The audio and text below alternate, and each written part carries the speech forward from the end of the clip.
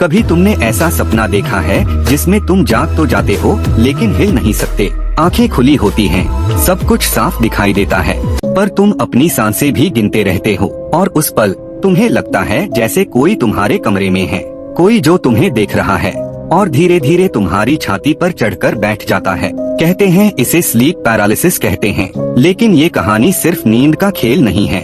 ये उस अंधेरे साये की दास्तान है जिसने एक लड़की की जिंदगी को खौफनाक मौत में बदल दिया। दिल्ली की एक यूनिवर्सिटी में पढ़ने वाली 22 साल की लड़की रिया हमेशा से अपने हॉस्टल में सबसे अलग मानी जाती थी। शांत स्वभाव, किताबों में खोई रहने वाली और रात देर तक पढ़ाई करने वाली। उसकी रूममेट्स अक्सर रात 12 बजे तक सो जाती, लेकिन रिया की आदत थी कि वो 2-3 बजे तक जगती रहती। एक रात जब हॉस्टल का पूरा फ्लोर अंधेरे और सन्नाटे में डूबा हुआ था, रिया ने अपनी किताब बंद की और बिस्तर पर लेट गई। नींद बस आने ही वाली थी कि अचानक उसने महसूस किया वो हिल नहीं पा रही। आंखें खुली हुई थीं, कमरा साफ दिख रहा था, लेकिन शरीर बिल्कुल जकड़ा हुआ था। फिर उसने देखा कमरे के कोने में अलमारी के पास एक काला साया खड़ा था, लंबा, बिना चेहरा, और उसकी आंखों की जगह 2 लाल अंगारे जल रहे थे। वो साया धीरे धीरे उसकी तरफ बढ़ने लगा। रिया चीखना चाहती थी, लेकिन आवाज बाहर नहीं निकल रही थी। और फिर उसने महसूस किया कि वो साया उसकी छाती पर चढ़कर बैठ गया है।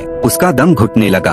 अचानक उसकी नींद खुल गई। पसीने से भीगी हुई, सांस तेज और दिल की धड़कन कानों तक सुनाई दे रही थी। रिया ने खुद को समझाया बस एक बुरा सपना था, सिर्फ स्लीप पैरालिसिस। लेकिन उसे नहीं पता था कि यह सिर्फ एक शुरुआत थी। अगले कुछ दिनों तक रिया को वही अनुभव बार बार होने लगा। रात को सोते समय वही जकड़न, वही परछाई और वही दम घोंटने वाला एहसास। रिया की हालत खराब होने लगी। वो क्लास में नींद से झपकने लगी, चेहरा पीला पड़ गया और दोस्तों से बातचीत भी कम कर दी। एक दिन उसकी दोस्त मधु ने उससे कहा, रिया तू इतनी वीक क्यों लग रही है, सब ठीक तो है? रिया ने पहली बार किसी को सब बताया। मधु ने हंसते हुए कहा, अरे ये तो सिर्फ नींद का खेल है, स्लीप पैरालिसिस कहते हैं इसे, ज्यादा मत सोच। रिया ने सिर हिला दिया, लेकिन उसके मन में सवाल था, अगर ये सिर्फ साइंस है तो वो साया कौन है जो बार बार मुझे देखने आता है? एक रात रिया फिर उसी हालत में फंस गई, लेकिन इस बार कुछ अलग हुआ। साया कमरे के कोने में नहीं था, बल्कि सीधा उसके बिस्तर के पास खड़ा था।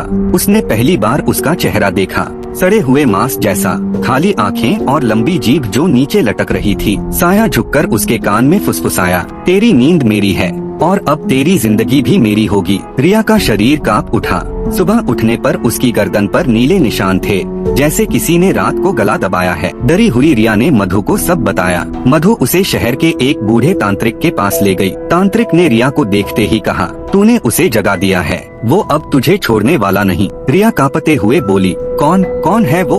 तांत्रिक ने धीमी आवाज में कहा, वो एक भूत प्रेत नहीं बल्कि नींद का राक्षस है, सदियों से इंसानों की आत्मा पर पलने वाला। एक बार अगर किसी पर उसकी नजर पड़ जाए तो या तो इंसान पागल हो जाता है या मर जाता है।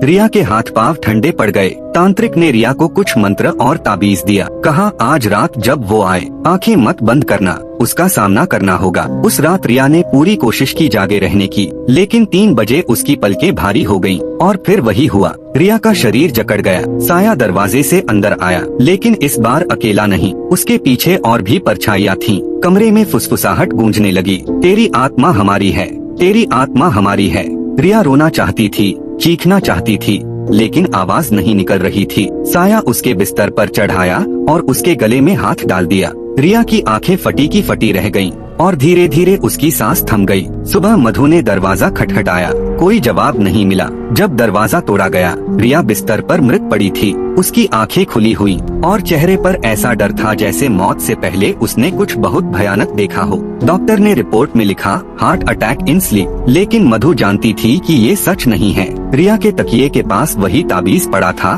फटा हुआ, और दीवार पर हल्के हल्के नाखून के निशान बने थे, जैसे कोई वहाँ चढ़ा हो। कुछ हफ्तों बाद हॉस्टल में एक नई लड़की रहने आई। पहली ही रात उसने अपनी रूममेट से कहा, कल रात बड़ा अजीब सपना आया, लगा जैसे कोई कमरे के कोने से मुझे देख रहा हो। रूममेट हंस दी, लेकिन शायद उसे नहीं पता था कि रिया की कहानी अभी खत्म नहीं हुई। कहते हैं स्लीप पैरालिसिस बस एक मेडिकल कंडीशन है, लेकिन जब वो साया तुम्हारी नींद में आने लगे तो साइंस भी तुम्हें नहीं बचा सकता। तो अगली बार जब रात को तुम जागो और हिल ना पाओ तो सोच लेना, शायद वो साया तुम्हें ही देख रहा हो।